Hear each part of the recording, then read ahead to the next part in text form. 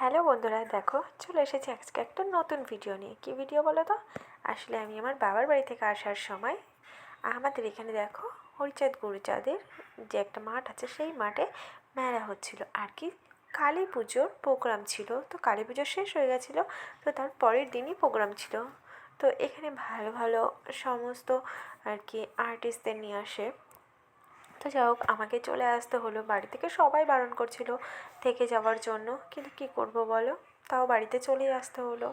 তো দেখো আস্তে আস্তে রাস্তাতে, সেদিন ছিল ছট পুজো, তো রাস্তাতে আস্তে আস্তে ছট পুজোর যে ওদের যে আর কি রিচুয়ালগুলো থাকে সেগুলোই ওরা পালন করে আর কি যাচ্ছিলো। রাস্তাতে খুব ভিড় ছিল, অনেক মাইক বক্স, রাস্তায় প্রচুর জ্যাম হয়ে গেছিলো।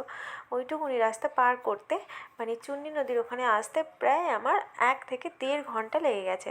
আর দেখো কত বক্স নিয়ে যাচ্ছিলো, মানে